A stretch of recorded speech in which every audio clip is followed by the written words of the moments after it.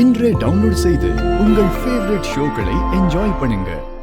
ரொம்ப கண்டிஷனாக தான் அப்பா அம்மா வளர்த்தாங்க. நல்லா பிள்ளைய வளர்த்தா நல்ல இடத்துல கட்டி கொடுத்துர்லாம், நல்லா இருக்கும் பாப்பா அப்படின்னு சொல்லிட்டு எனக்கு 22 வயசு வரையிலுமே செக்ஷுவல் லைஃப்னா என்னன்னே தெரில சார்.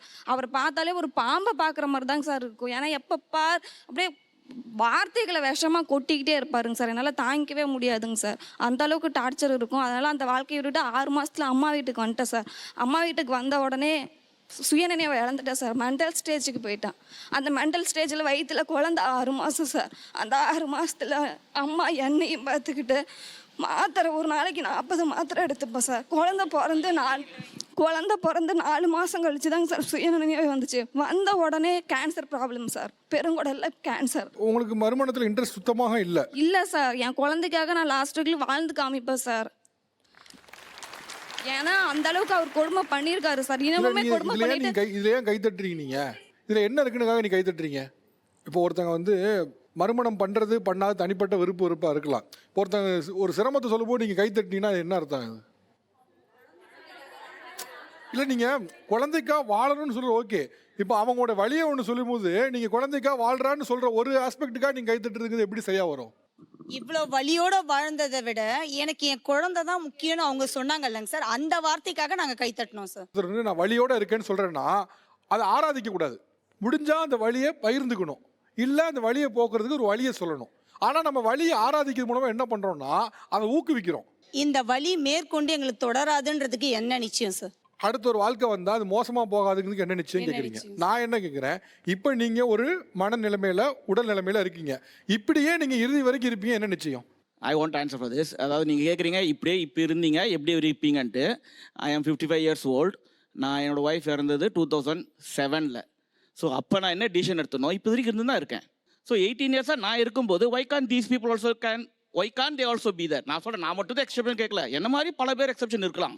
எப்படி அவர் மாதிரி நீங்கள் இருப்பாங்க அதனால மேரேஜ் பண்ணிக்கோன்னு சொல்கிறீங்களோ நீங்கள் சொல்கிற மாதிரி இருந்துச்சுன்னா why can't they marry? அவங்க கல்யாணம் பண்ணிக்கிட்டு இருந்தாங்க. இல்லை, I'm not advocating all these people not to marry, அப்படி சொல்ல வரல. பட் நீங்கள் சொல்கிறீங்க ஒருத்தர் இப்படி பார்க்குறாரு அதை நினச்சி நீ ஏன் கல்யாணம் பண்ணி கூட சொல்கிற மாதிரி. இப்படி ஒருத்தர் இருக்கானே அதை மாதிரி நீ கான்ஃபிடன்ஸ் வந்து ஏன் நீ பார்த்துக்க முடியாது? இல்லை நான் என்ன சொல்கிறேன் சார், தனியாக இருப்பது கான்ஃபிடென்ட் ஆயிருமா? கண்டிப்பாக அவங்க குழந்தைக்காக இருக்காங்கன்னா குழந்தையோட அன்பே அவங்களுக்கு பயங்கர ஹாப்பியாக கொடுக்கலாம். நான் ஏன் மேரேஜ் பண்ணிக்கல? I hate love with my wife, என்னால் அதை விட்டு வெளில வர முடியல, அதனால தான் நான் பண்ணல. அந்த மாதிரி இவங்களும் பை சான்ஸ் அவங்க குழந்தை மேலே அவ்வளோ பட்டு இருந்ததுன்னா அந்த குழந்தைக்காகவே வளரலாமே, கான்ஃபிடன்ஸ் இருந்து பேக்ரவுண்ட் இருந்தா. ஒருவேளை இப்போ வந்து ஒரு திருமணம் பண்ணுறதுக்கு ஒரு ஆண் வந்து சரியான ஆளாக இருக்காரு, சிறந்த ஆண். ஒரே நிமிஷமா, இது ஆக்சுவலாக பிரச்சனை. நம்ம என்னென்ன ஆரம்பிக்க முன்னாடியே ஒன்று பண்ணுறோன்னா அப்போ முன்முடிவோடு இருக்குன்னு அர்த்தம். நம்ம என்னைக்கு ஓப்பன் புக்காக இருந்தால் தான் எழுத முடியும். நீங்கள் எல்லாம் எழுதி வச்சுருந்தீங்கன்னா அது ஒன்றுமே செய்ய முடியாது. ஒரு ஆள் திருமணம் பண்ணதுக்கு ரெடியாக இருக்கார், அவர் வந்து ரொம்ப கண்ணியமானவராக இருக்கார், சரியான நபராக இருக்காருன்னு வச்சுக்கோங்க. அப்படி ஒரு ஆளாக இருக்கார் அப்படின்னா நீங்கள் மறுமணத்துக்கு தயாரா? நான் சும்மா ஹைப்போதெட்டிக்கலாக கேட்குறேன் சார்.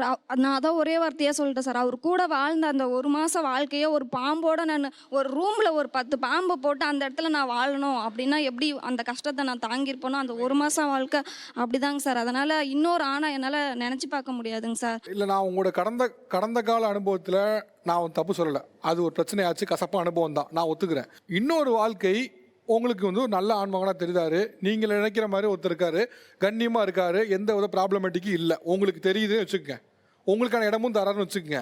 அப்படி இருந்தால் உங்களுக்கு ஓகேவா?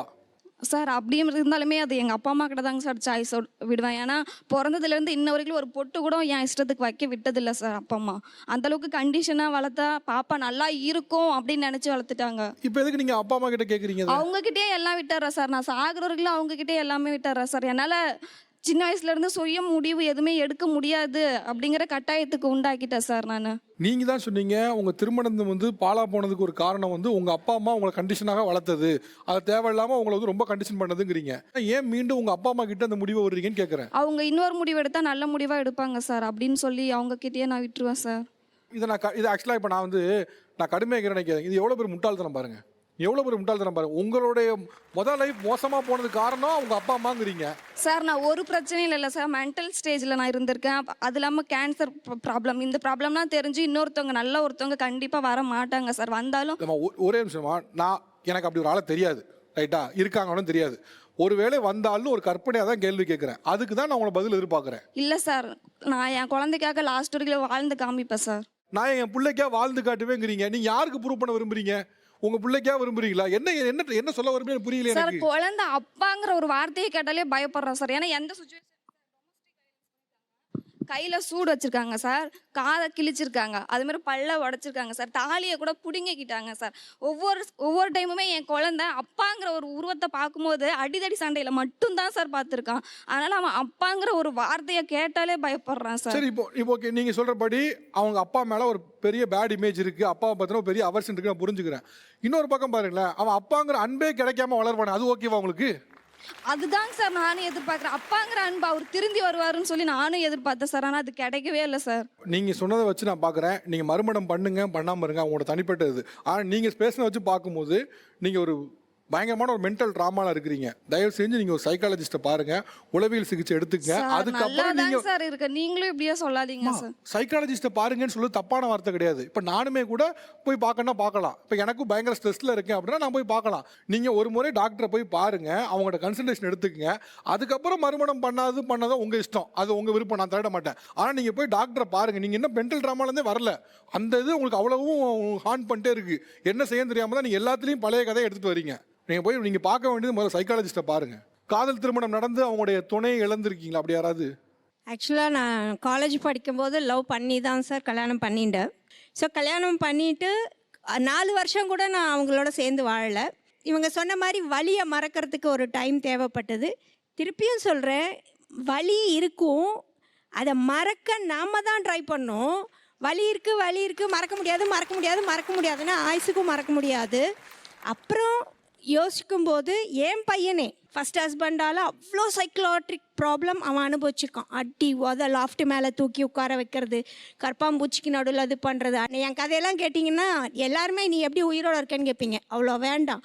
ஆனாலும் என் பையன் அம்மா அப்பா இருந்தால் நல்லா இருக்கும்லன்னா, சரிடா அவரையா கூப்பிட்டம்மானா அந்த அப்பா வேண்டாம், வேற அப்பா வேணும்பா.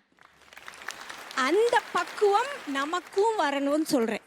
அவனை ஆடவா, அவனை விட கஷ்டப்படவா யாரும் கிடையாது. அந்த குழந்தை அந்த அப்பா அப்படி இருந்தார், அதுக்காக வர அப்பா அப்படி இருப்பாரா? எனக்கு அந்த அப்பா வேண்டாம், வேற அப்பா வேணும்னா அதுக்கப்புறம் தான் வேற ஒரு அப்பா பார்த்து. அஃப்கோர்ஸ் ஃபஸ்ட்டு மேரேஜ் மட்டும் பார்த்தோன்னே செட் ஆகிடுதானே. இன்னைக்கு ஜென்ரேஷன் ஃபஸ்ட் மேரேஜ் பண்ண தான் தயங்கணும், செகண்ட் மேரேஜ் பண்ண தயங்கவே தேவையில்லை. ஏன்னா ஆல்ரெடி பட்டுட்டோம். எது நிஜம் எது போய், எப்படி வாழணும் எப்படி கண்டுபிடிக்கணும், ஈஸியாக கண்டுபிடிக்கலாம். இதே மாதிரி அஃபெக்ட் ஆன ஜென்ஸ் போங்க, கண்டிப்பாக இருக்காங்க. லேடிஸால் அஃபெக்ட் ஆன ஜென்ஸ் எத்தனையோ பேர் இருக்காங்க, அவங்கள தேடுங்க. நான் தேடினேன். அவருக்கு குழந்தை இருக்குன்னு தெரிஞ்சுதான் இதில் தான் மேட்ரிமோனியலில் பார்த்து தான் கண்டுபிடிச்சோம், கல்யாணம் பண்ணிட்டோம். தயவுசெய்து என் பிள்ளைக்காக வாழறேன், அந்த புள்ள வளர்ந்து உங்களுக்காக வாழுமா? அந்த புள்ள வளர்ந்து கல்யாணம் பண்ணின்னு போனப்புறம் உங்களுக்கு யார் துணை?